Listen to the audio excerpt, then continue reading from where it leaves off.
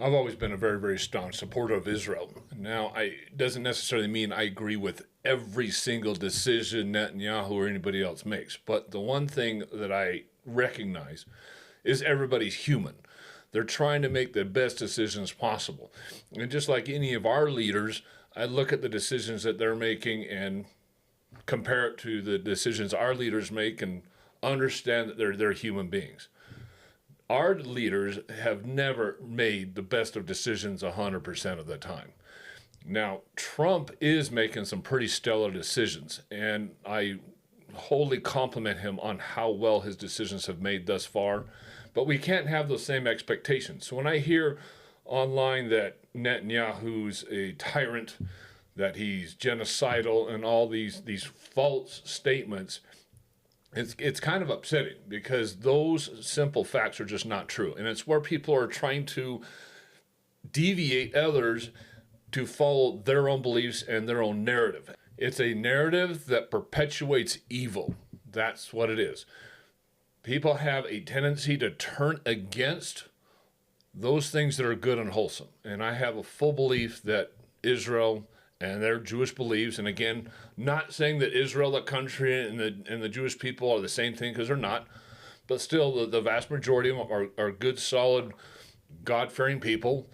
Just like here in the United States, the vast majority of us are good, outstanding, God-fearing people, good Christian people, and that's the perspective that I look at it. Now, looking at the controversies that's going on between Israel and Iran, or Iran, as it's properly pronounced, looking at the conflict that's been going on for a significant amount of time between Israel and Iran, that conflict is probably older than a lot of us. Now, Iran has been trying to do these proxy wars for generations. They started off with feeding Hamas weapons, and that's how the Hamas-Israel conflict started, was Iran and the Ayatollah pushing that. It wasn't anything other than the Ayatollah pushing that in Hamas, because they didn't want to have a direct conflict with Israel. They didn't want the world looking down upon them and judging them, which is exactly what has happened recently. But as soon as Israel took out Hamas and destroyed their ability to shoot rockets into Israel, Iran could not hold back. They started attacking Israel directly. And that's what instigated the current war between those two, was Hamas being destroyed and Iran taking what they would feel like the personal obligation where they now got to do it directly. Iran has always been the world-leading terrorist organization and the world-leading sponsor of terrorism, because they want to annihilate Israel. They want Israel gone. It is a very, very serious conversation with them when they chant "River to the Sea," and they get our college students chanting it, and they push this narrative out there because that's where their money is going. And we have to thank Obama and we have to thank Biden for fully funding everything that Iran has been doing lately.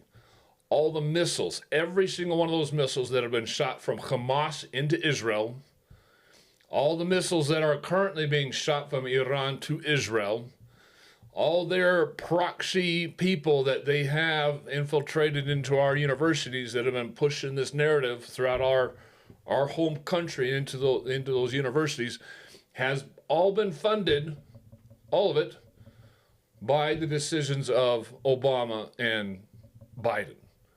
None of this would have happened if they didn't have access to that money. But again, thanks to our own leaders, they've had the ability to do all this. Now, that kind of perspective, and then you look at Netanyahu and wonder why he's so upset. He's upset at previous administrations of our country. He has a massive respect for Trump and his decisions because it's supporting his cause and supporting his people, which is exactly what he should be doing. His priority, his prerogative, his fiduciary responsibility is toward the people of Israel, just as Trump's only goal is America first and what is best for our country. Now, we get a lot of people within our country saying, well, Netanyahu's not doing the best thing for the world. His job is not to do what is best for the world. And people got to stop putting that on top of him and saying, you've got to conform to the rest of the world. You got to conform to this. You got to conform to that. He does not have to do any of that. He only has to worry about what is the best interest of Israel, and he is doing exactly that, which is why the people support him so much over there.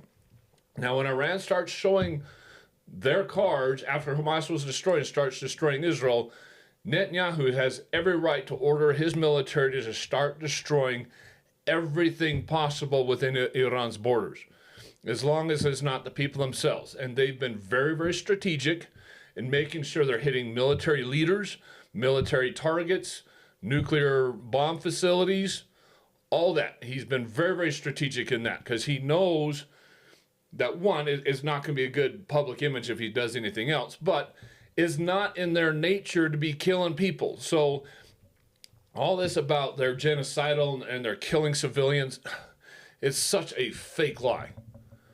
When they're doing it with Hamas, when they're doing it with Iran, it's such a fake and blatant lie to turn people against Israel. And those who believe that, you want to believe that because you are also against Israel and you're trying to find a reason, you're trying to find something to support that opinion. Even though opinion's wrong, you want something to support it, something to base it off of. And so you believe those narratives because you want to believe those narratives, not because they're true. If you looked back in anywhere on YouTube and you looked at the Israel rockets, you will see night after night after night after night of missiles being thrown into Israel from Iran in the thousands. I'd have my cell phone open and I'd show my wife, look at how many missiles are coming in. Look at how dotted the sky is night after night. And a lot of people don't believe that when we say it, that it wasn't 4 or 5 missiles a night. It wasn't just picking a few sites and throwing a couple missiles there at night just to be annoying. It was thousands every single night where the Iron Dome was constantly being tested and constantly being proven. And when you throw that many missiles at Israel, there's no system. There's no system out there that's going to be perfect. Even though the Iron Dome that Trump's going to want to set up over the top of the United States is not possible to go 100%. Where in this world do you see anything that's going to be perfect? So knowing that there's always going to be some imperfection within the system itself. There's imperfection within people. There's going to be imperfection within the system. So you look at thousands of rockets going into Israel, you know that some of them are going to go through. And every single rocket that gets through causes death. People are dying. Literally every single night.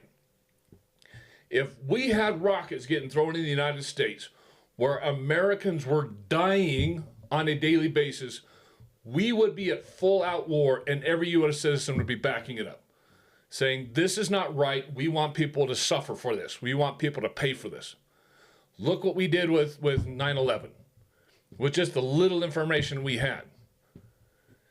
Now, if we had rockets constantly being bombarded into the United States and people were dying on a daily basis, there would be such an outcry, such an outrage from U.S. citizens, right or left, it wouldn't matter, that people would want whoever's throwing those rockets to suffer and pay for it. Yet when that happens to Israel, for some reason the world gives Israel a completely different rule of engagement. Yeah, for some reason, they get treated differently than every other country out there. Because again, there's a lot of people out there that still are not accepting Israel as a nation, as a country, and their right to exist. Their absolute right to exist and run their country at their will. Look at the difference between Russia and Ukraine.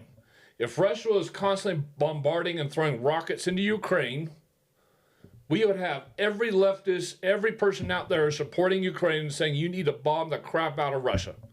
Go ahead and go to war against them and we'll support you. We'll throw money at it. We'll throw everything we can at it because Russia shouldn't be throwing those many rockets and missiles at Ukraine on a daily basis, killing citizens on a daily basis. We'd have outrage here within the United States for that and complete support from both sides against Russia.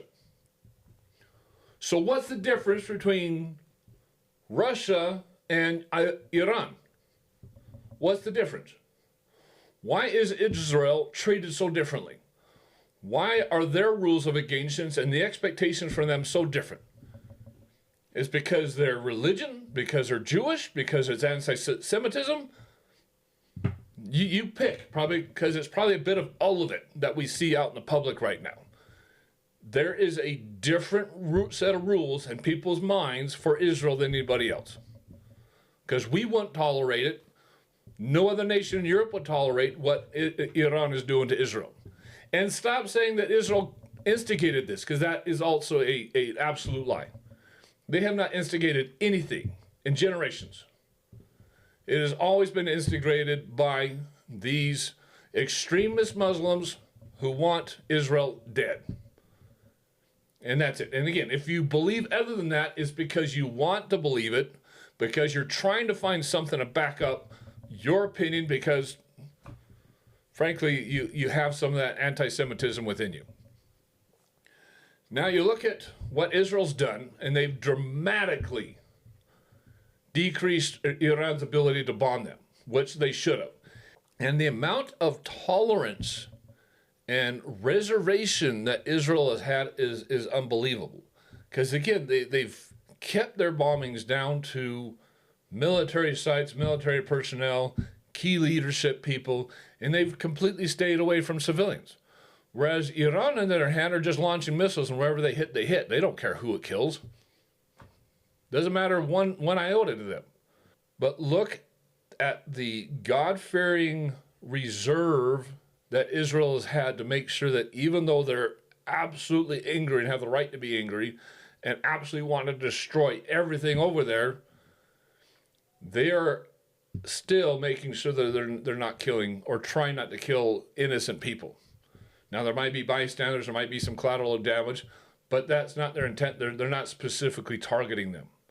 Whereas on the other side, they are specifically targeting civilians, and they don't care who dies over there.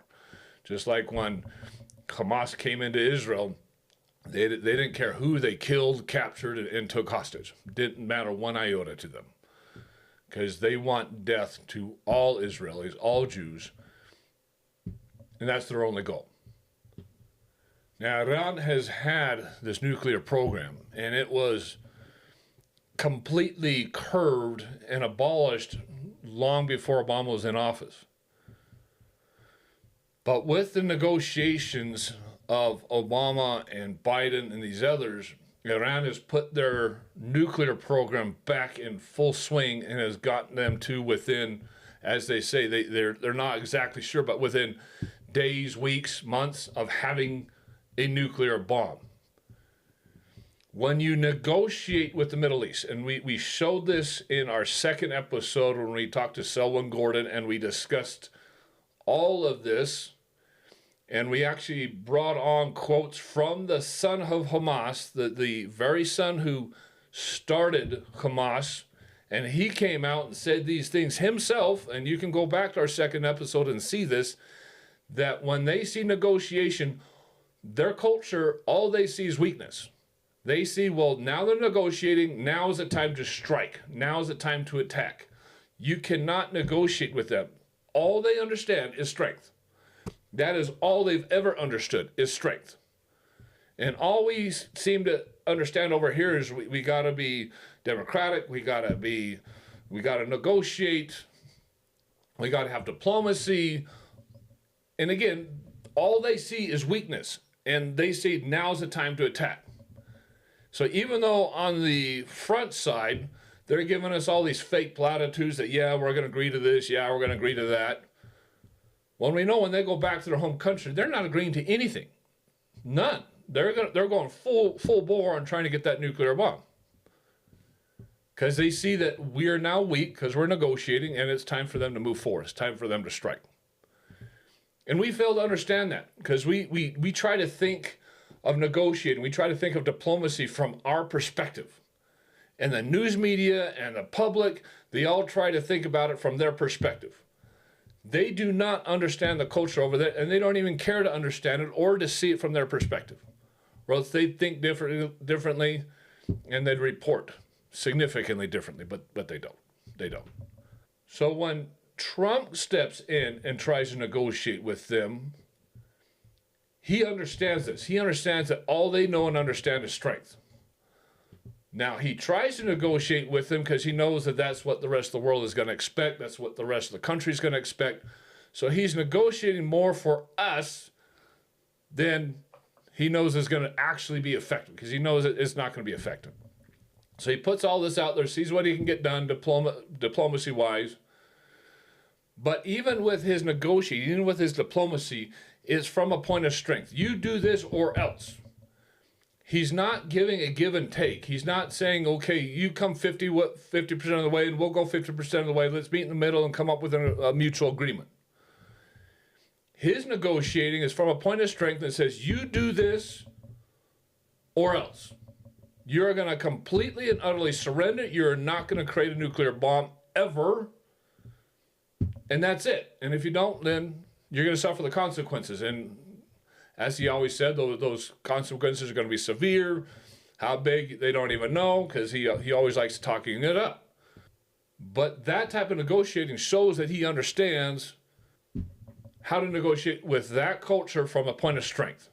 There's no middle ground. There's no weakness. Because again, the second you show that weakness, their culture, the way they understand it is you're now weak, let's strike. They don't understand the same perspective that we understand of what diplomacy is, what negotiation is.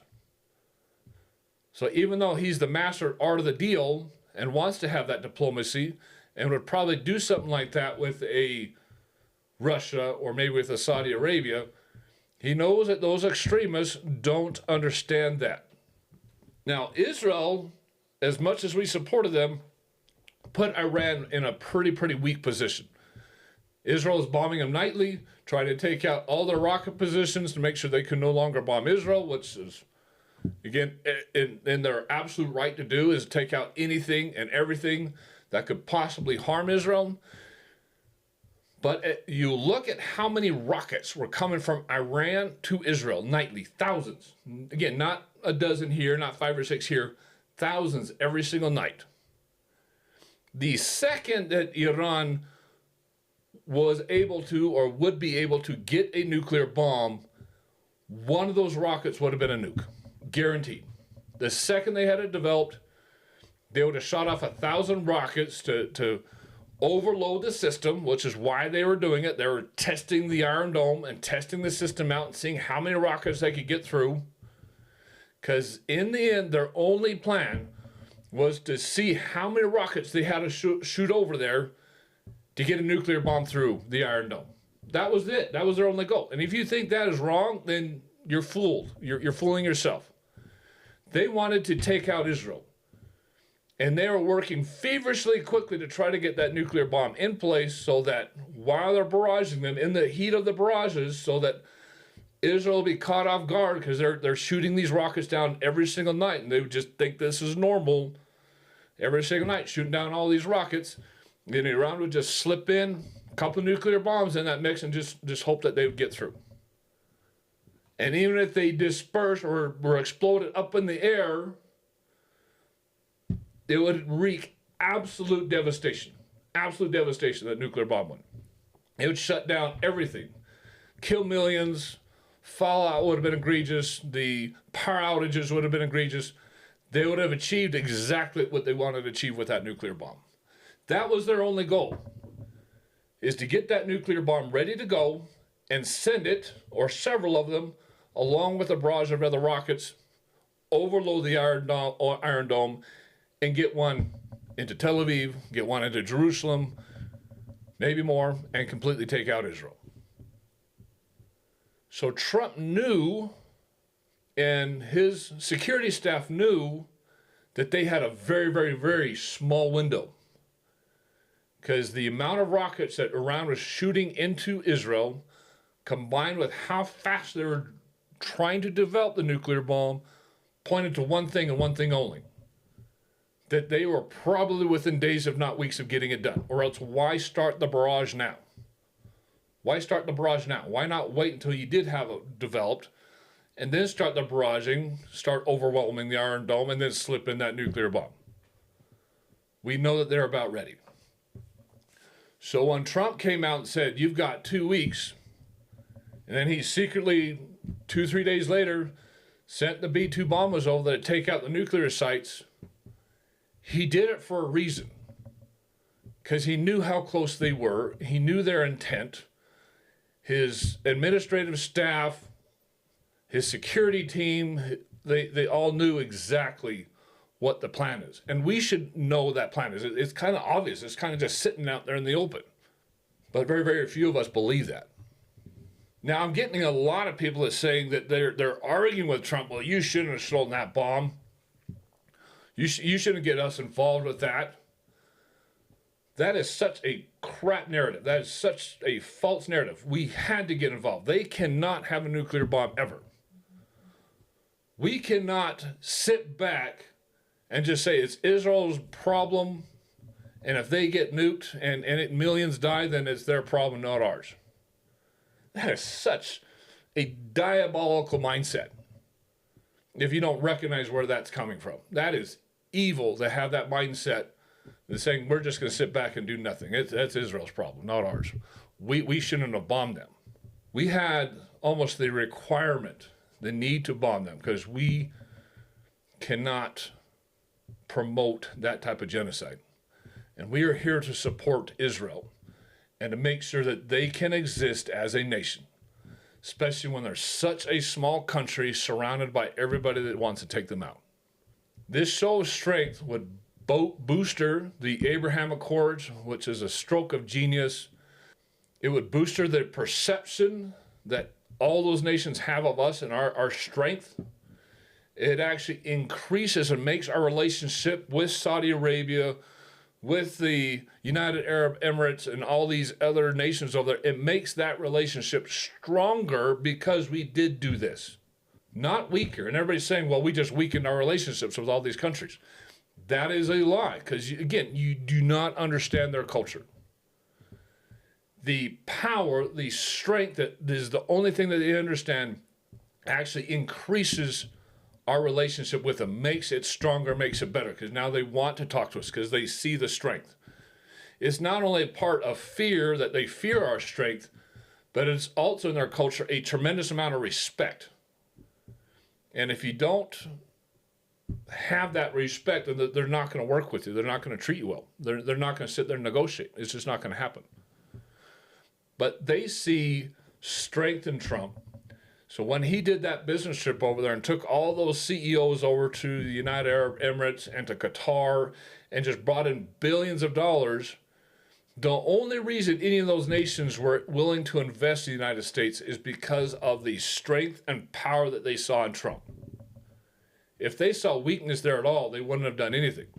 They would have done the opposite, the exact opposite. Let's attack the United States. Let's make them weaker. And I'm not saying militarily attack them. Let's attack them financially. Let's make oil more expensive. Let's start doing cyber warfare. There's a lot of other ways that they can attack and make us weaker. Because when they see weakness, they'll attack the weakness. That's just the way they are over there. That's just what they see. But he was able to go at that place at a place of strength. And again, dropping those bombs and taking out those nuclear facilities actually bolstered our relationship with everybody over there, made us look stronger, be stronger.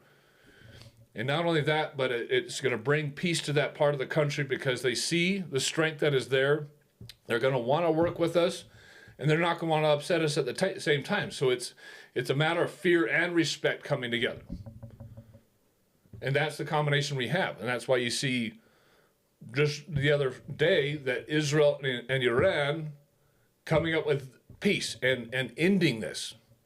The only reason Iran is ending this is because of the strength they saw in Trump. They've been seeing that type of strength in Israel all the time, but they don't believe that Israel is strong enough to defeat them on their own. They were not strong enough. But the second we stepped in and took them out it forced them to the table and say, look, we cannot continue this. Even though we want death to America and we want death to Israel, it's that show of strength that ended this. Now, again, I get a lot of people out there, even some really conservative content creators that I've seen on TikTok and others are saying, I don't back this up at all. We shouldn't have bombed them. That is exactly what we should have done, is bomb them and taken out those nuclear sites. They cannot have a bomb, period, in the story. And the fact that he limited it to just those nuclear sites and did an overwhelming show of force was perfect for what they needed.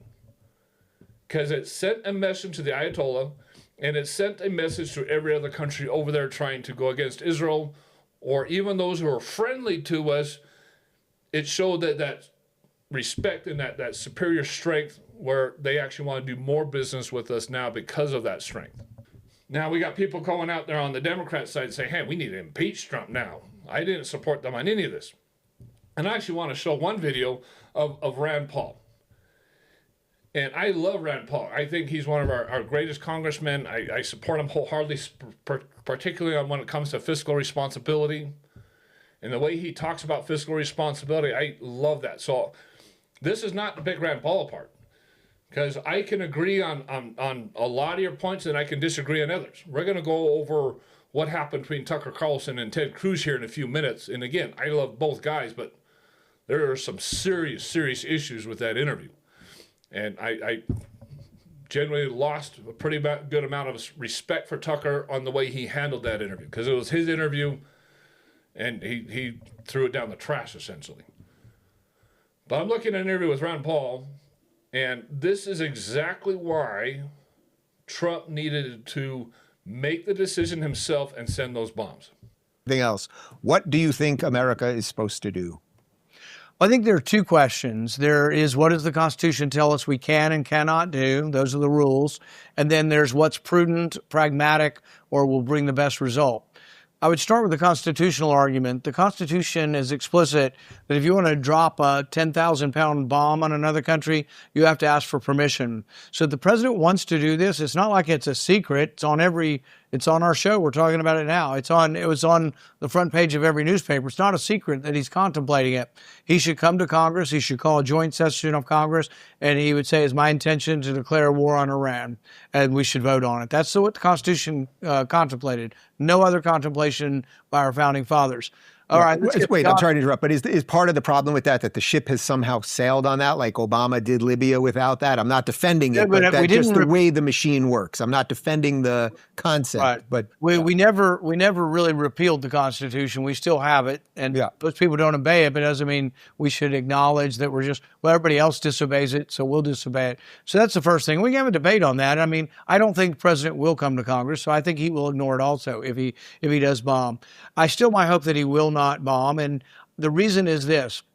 What is unknown with the bombing is what happens next.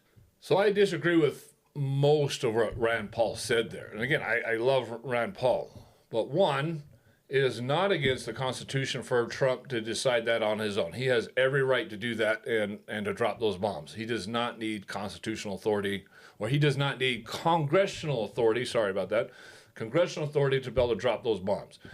As the commander-in-chief, he has the sole decision-making authority to be able to drop those bombs.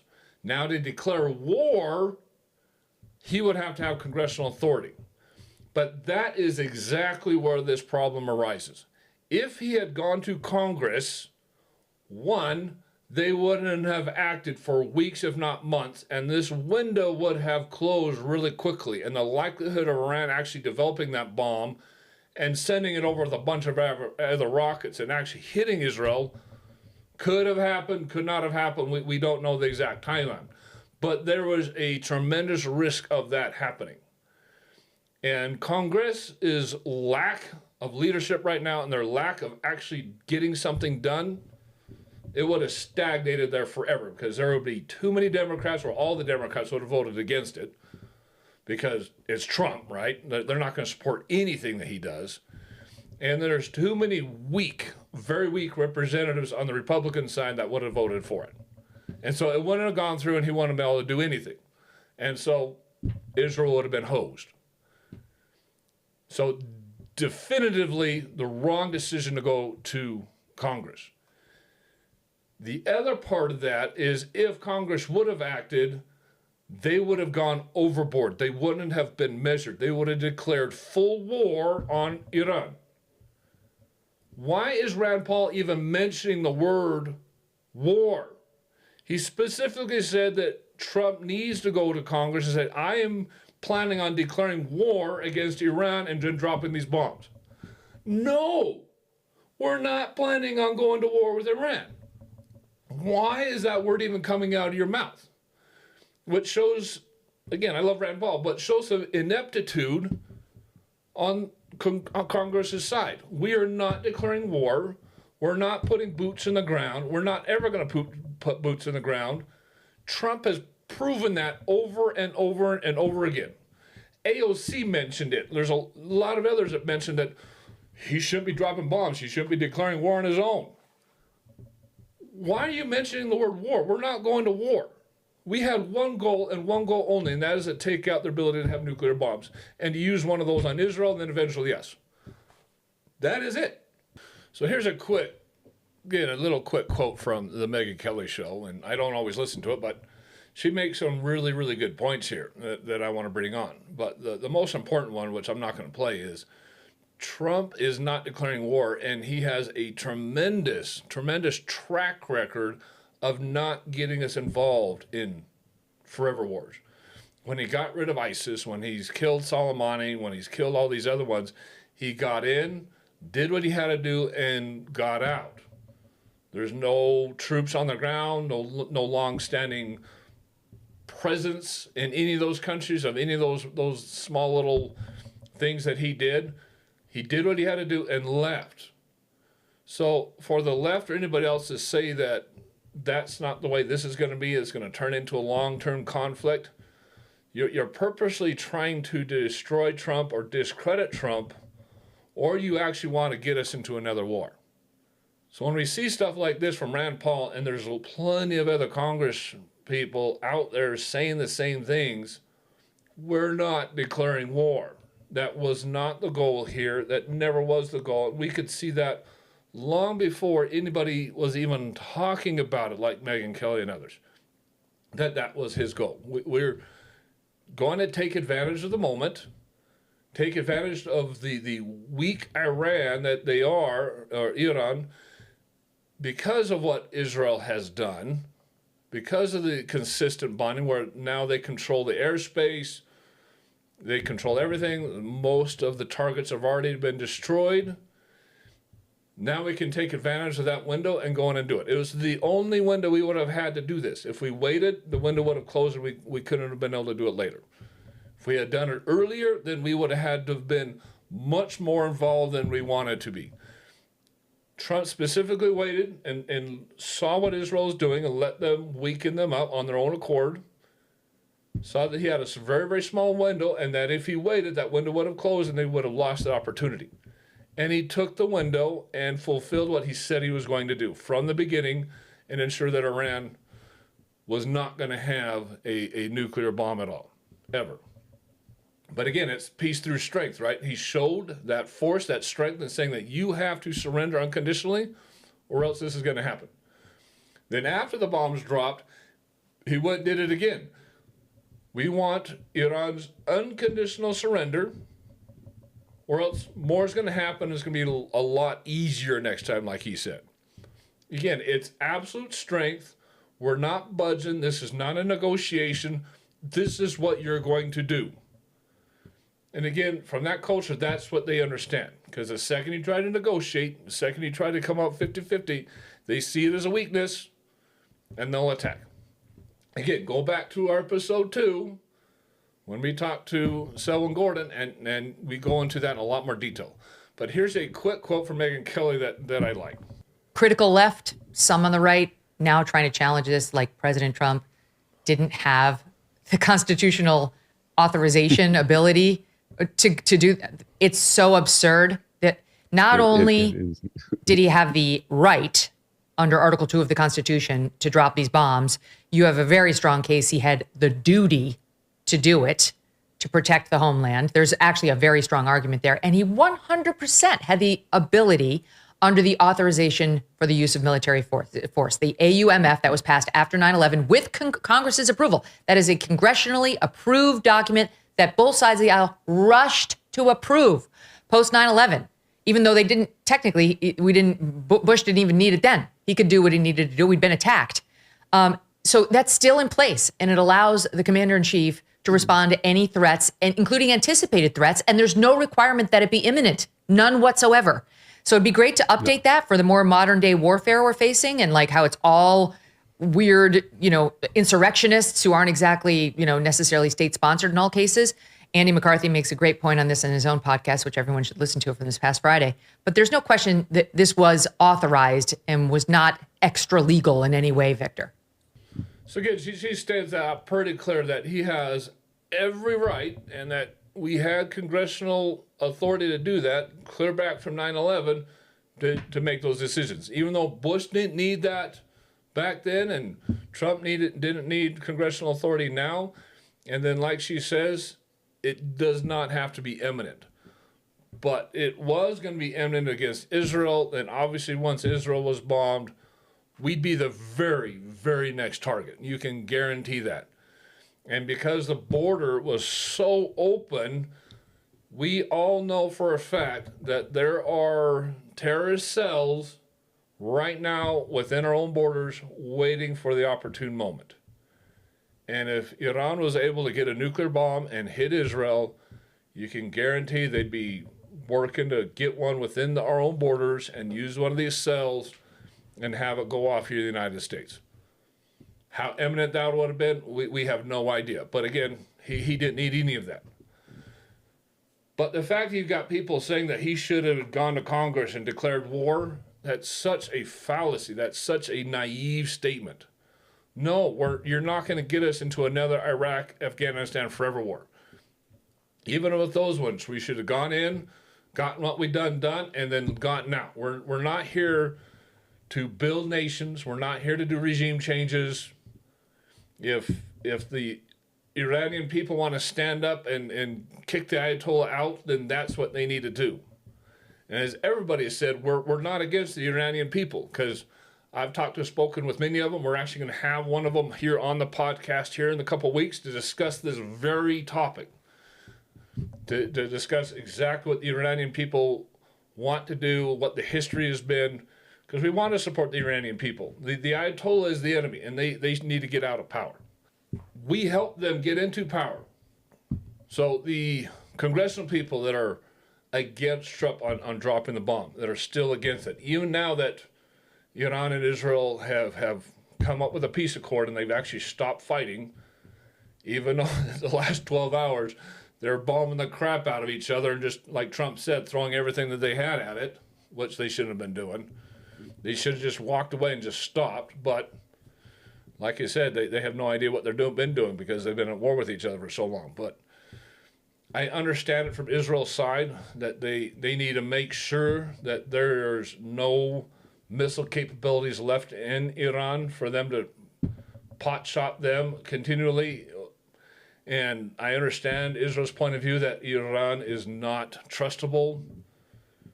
They said they weren't going to develop nuclear bombs, and they were. They said they weren't going to attack Israel, and they have.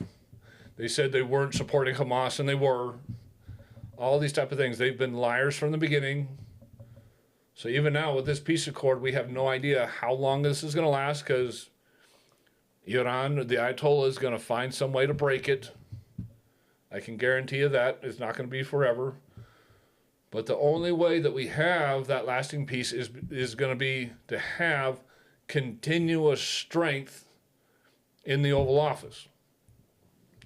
So I'm pretty sure that Iran's not going to try anything while Trump is president. So we got that guarantee that there's probably going to be peace over there for at least the next 3 years.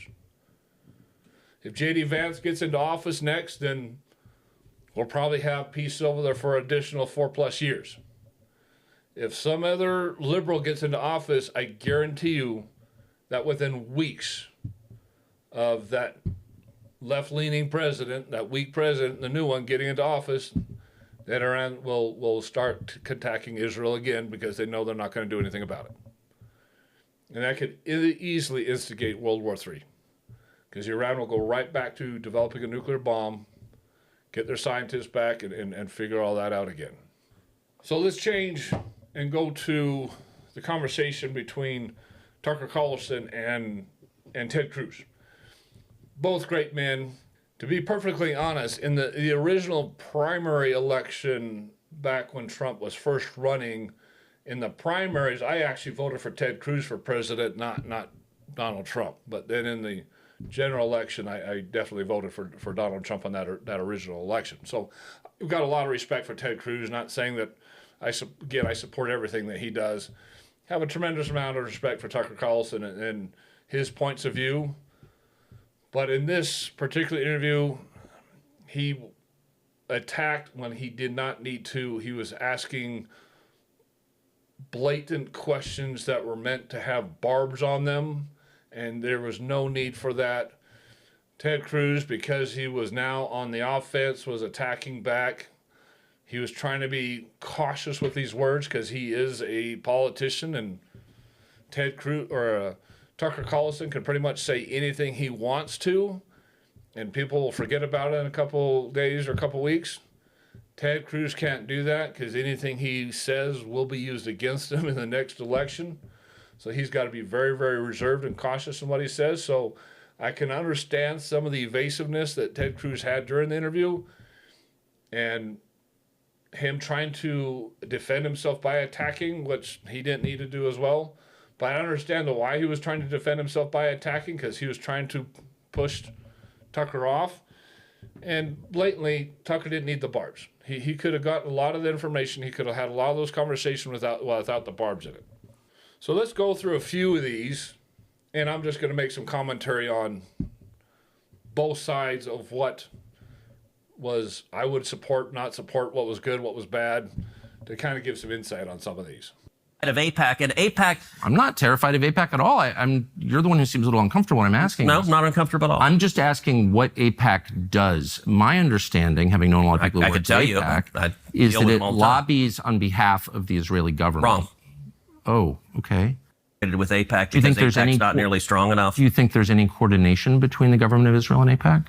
Do they talk? Sure. If you're lobbying objectively. When was the last time AIPAC took a position that deviated from Prime Minister Netanyahu? All the time. Name one. Okay. Let me go back and give a little history. If you want to do a deep dive on AIPAC, I don't. I want to do a shallow dive that gets. No. I want to get to the core question. AIPAC is lobbying for a foreign government, and I don't. It's not. It's lobbying for the United States. It is lobbying for a strong U.S.-Israeli relationship. Okay. So it's not has nothing to do with the foreign government.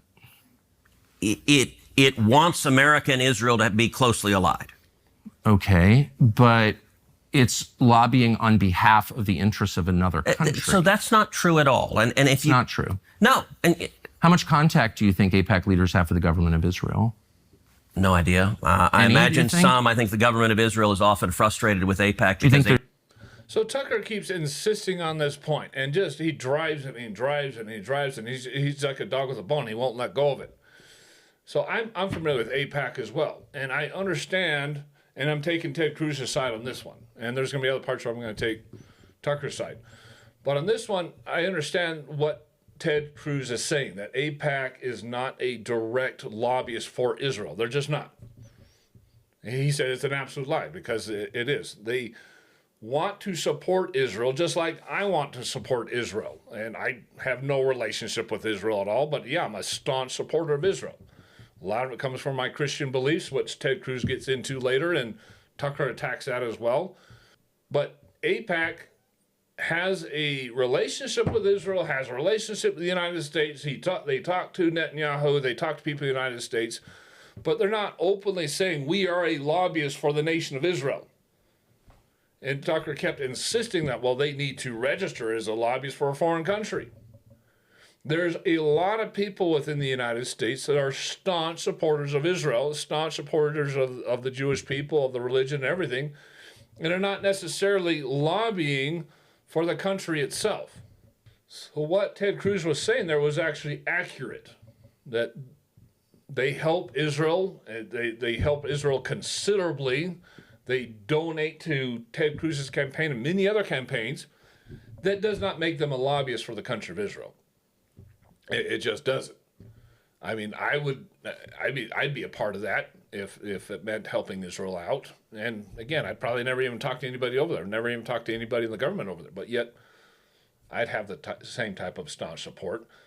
So constantly attacking that, I mean, this is where the conversation went south, is because Tucker wouldn't let go of this bone. And understand that Ted Cruz was just saying that doesn't matter if their support is so high, so staunch that it looks like that, it does not mean they're state sponsored by the state of Israel. So again, just going along with that, just one other statement with this, and this just shows how he's just not letting go of it. Been to an AIPAC fundraiser. I know what it looks like. But that is not. And by the way, there's no representative of the Israeli government there. You have, when you're in Dallas, you're meeting with false and silly conversation. I know all this. The question is are AIPAC's goals shaped by the goals of the Israeli government to any extent? Okay, that's a really different simple from question. lobbying on behalf of. It's a simple question. Are AIPAC's goals shaped by the goals of the Israeli government? And I'm just going to ask you a question straightforwardly. And if you say no, I think we both know that's not true. Hey, we know that's not true. I just don't like that line of questioning at all, in the very, very least. Because just because AIPAC and Israel have a lot of the same goals, which is the preservation of Israel, and they may talk and have a meeting of the minds on those discussions, doesn't mean that they're state sponsored. It's pretty simple to figure that out. If I'm a staunch supporter of Israel and I want to help Israel, I'm going to go talk to Israel and say, these are our goals, is to help you out. How else can we help you out? And Israel can come back to them and say, well, we have these goals that we're trying to get done. I don't know, how can you guys help us out? And they said, well, we can probably do this, this, and this to help those goals. And we don't see a problem with those goals. We can align with those goals, and they can have a simple conversation that says, yes, we're in agreement with those. And then Tucker's going to come around and say, well, that's them being a state sponsor, that's where their goals are aligning, and then now they need to register as a state sponsor of a foreign country. And that's just not true. Again, you're going to have people within the United States that are such staunch supporters of Israel that they're wanting to align with a lot of those goals, which we often would. But just the line of questioning itself, how he attacks that is just a wrong way to go about this, because it created a huge divide between the two of them. I don't know how that relationship's ever going to get fixed, because they probably left pretty angry at each other. Tucker is the interviewer. It's his show. He knows how to do proper interviews, and he wouldn't have done that type of an interview with Putin or with Trump. He wouldn't have attacked him like that and continue to attack him like that. And I just don't see where this line of questioning improve the conversation, improve the knowledge that we had as a public, help benefit us in any way, which is what he's trying to do by doing these shows. There's just no benefit there. It severed a good relationship, and it just tried to drive a point home that was inconsequential and not real. Because again, AIPAC, even though that they support a lot of stuff with Israel, they're not sponsored by Israel. Let's go through something else here. Anti-Semite, which you just did. No, I just said, why is that the only question you're asking? You answer it. Give me another reason. If you're not an anti-Semite, give me another reason why the obsession is Israel. I am in no sense obsessed with Israel. We are on the brink of war with Iran, and so these are valid questions. But you're not asking about Iran or the If I can finish, you asked me why I'm obsessed with Israel. Yep. 3 minutes after telling me that when you first ran for Congress, you elucidated one of your main goals, which is to defend Israel. Yes. And I'm the one who's obsessed with Israel. I don't see a lawmaker's job as defending the interests of a foreign government, period. Okay. Any government, including the ones that my ancestors come from. So that's my position. That does not make me an anti-Semite. And shame on you for suggesting otherwise. And I mean that. And that's low, and you know it's low. So why don't you just answer my questions I'll in a answer any straightforward, question rational like. way? You certainly have the IQ to do it. So shame on you is cute, by the way, Tucker. It is. It's not cute. I'm offended. I'm obsessed with the Jews. You just told me you that just called me a sleazy feline. It is sleazy to imply that I'm an anti-Semite for asking questions about how my government is run. You want to count how many questions? So yeah, that's where it just goes completely out of control. Because now it just barbs out, the fangs are out.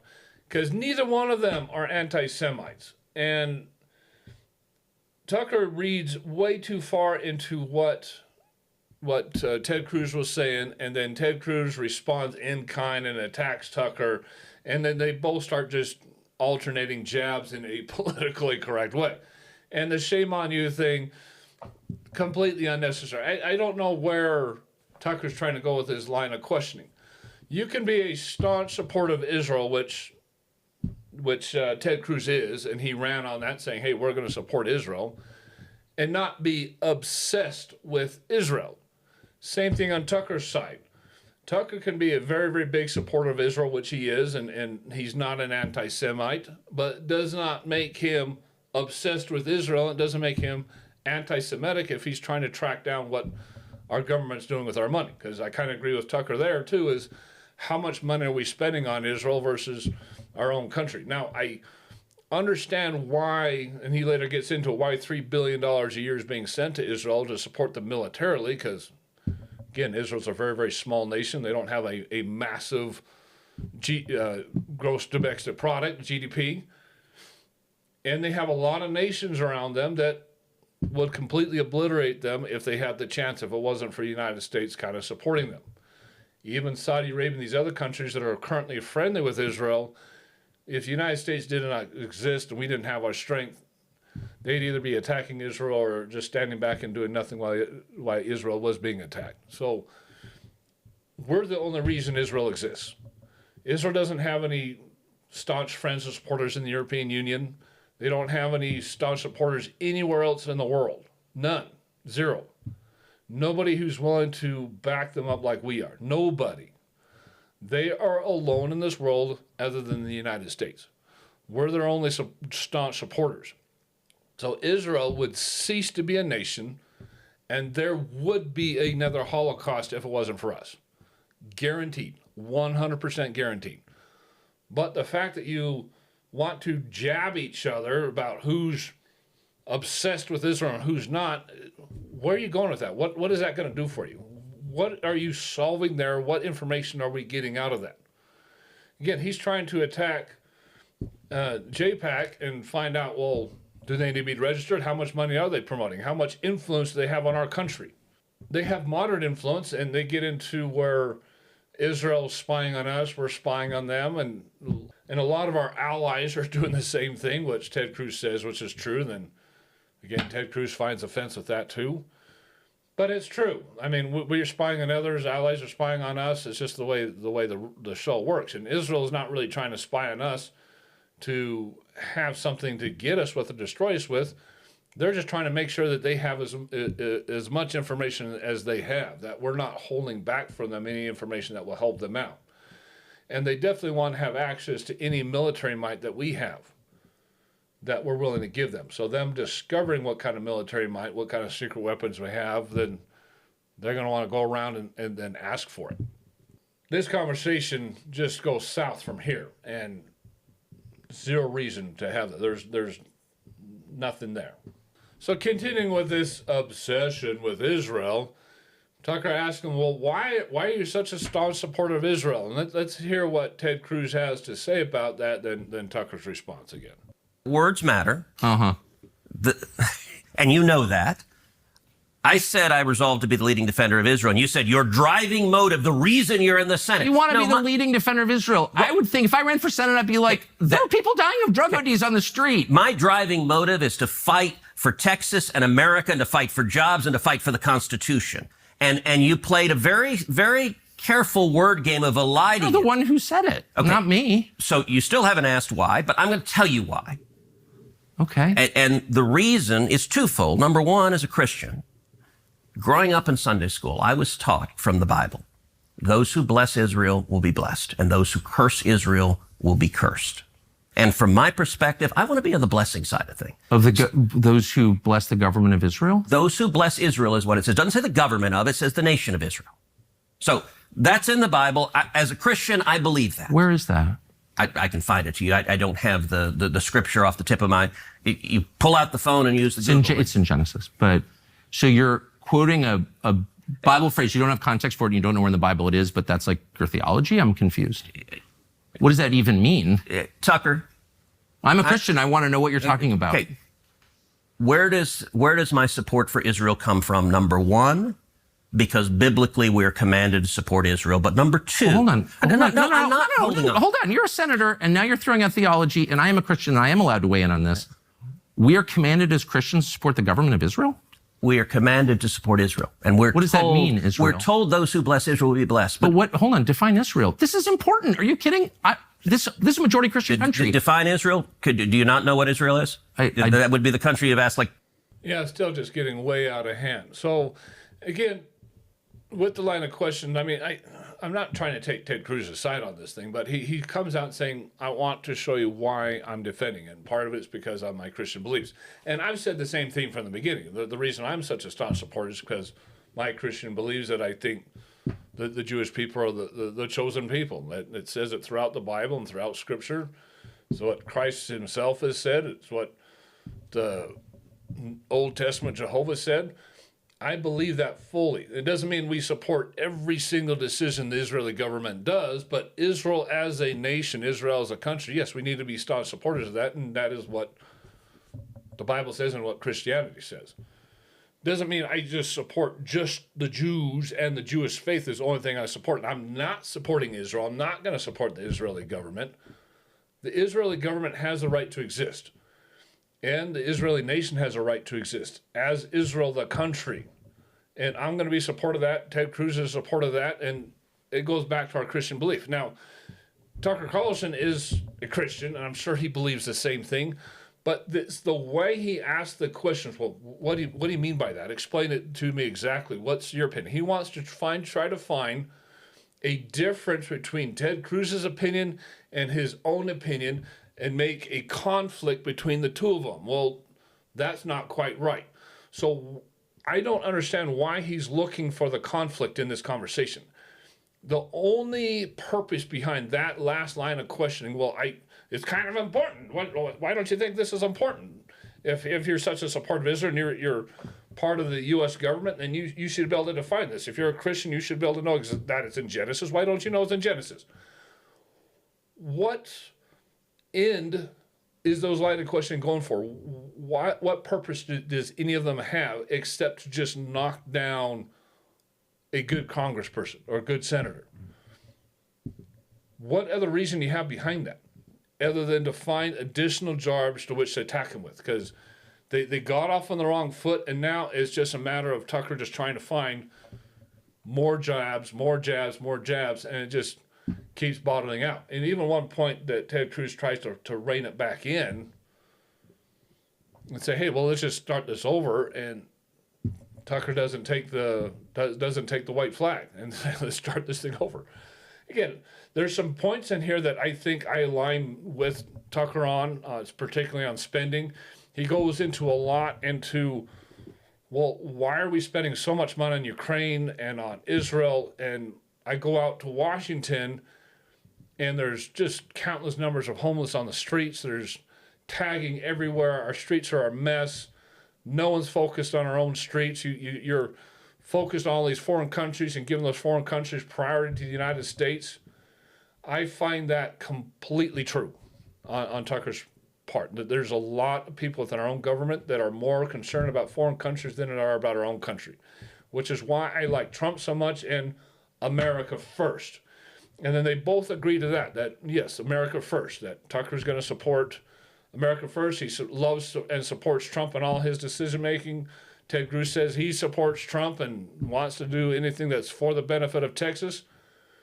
You can do that. You can change society. You can change the streets of the United States and still support Israel because they need that support. Ukraine does not need that support. Ukraine is as corrupt as hell. And we covered that in a couple episodes ago. And when we talked to Megan Strader, and then on previous conversations, we go that into quite some detail. We should not have given all that money to Ukraine. And frankly, a lot of the money that's going to our social services and our foreign aid and all this money in USAID, all that needs to be re-geared and sent down to the people, which is why I support Rand Paul so much, because he discusses that in that discussion we just had. When they first start that conversation, he was voting against the big, beautiful bill of Trump's for this particular reason, that he does not want to increase the debt ceiling, which I totally agree with him on. Let's not increase the debt ceiling.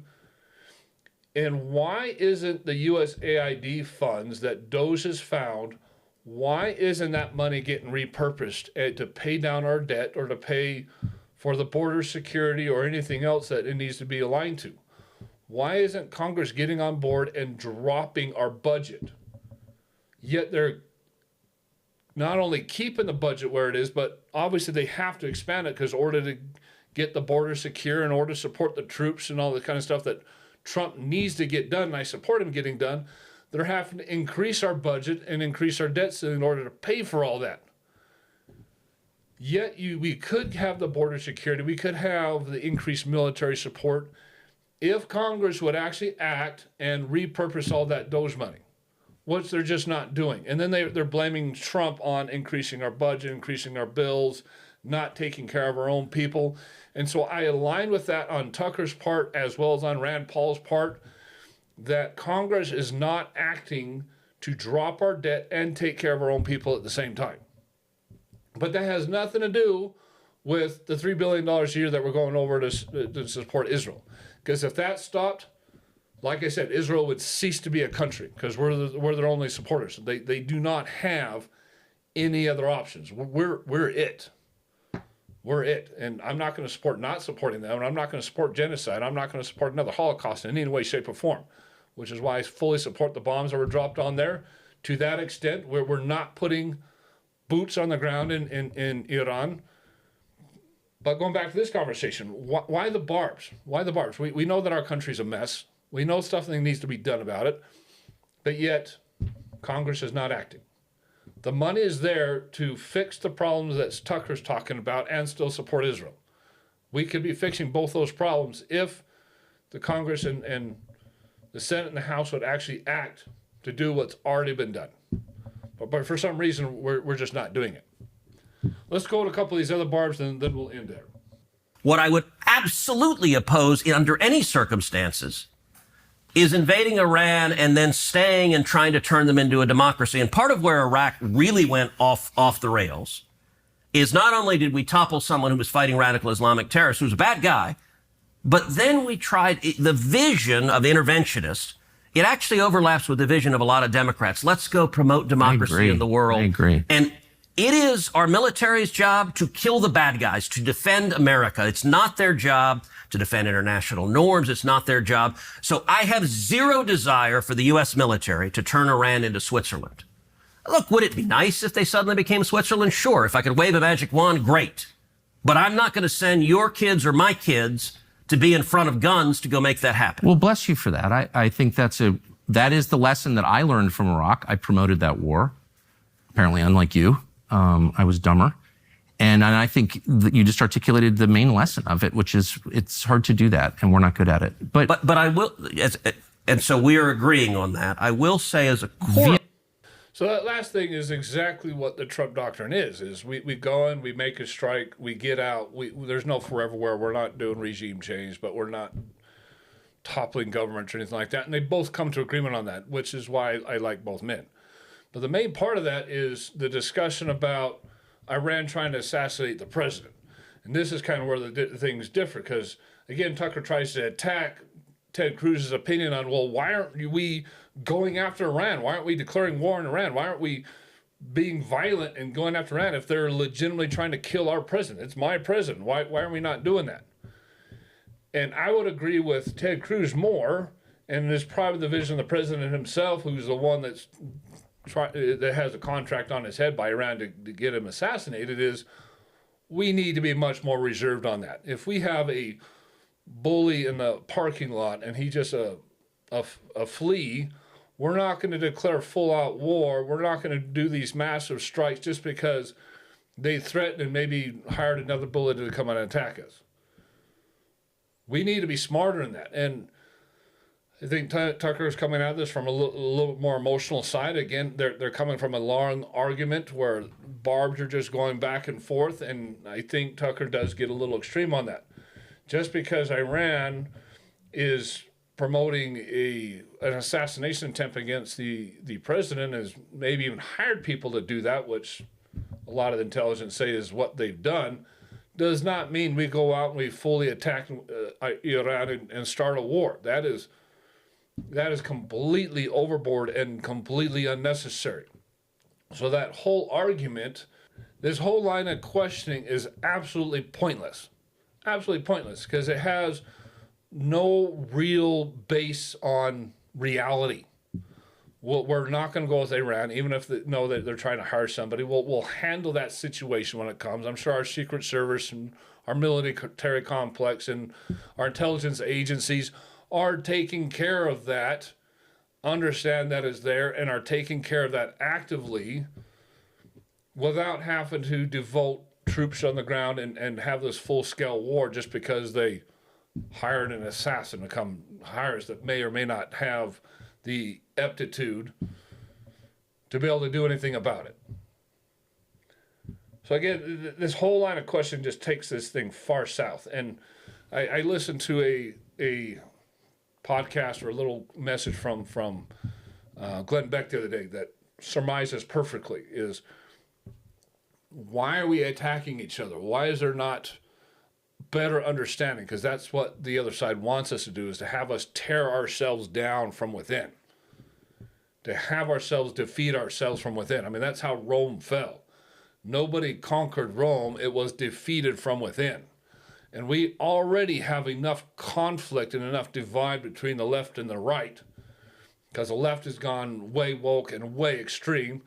And the right, even though we have our extremists, we're trying to stay pretty central to our Christian values and our Christian beliefs and the way this country was founded, and keep that in place. Not trying to move too far left or too far right. We're trying to stay right where we're supposed to stay. Even though the left is going way extreme, and like I said, we do have some of our extremists.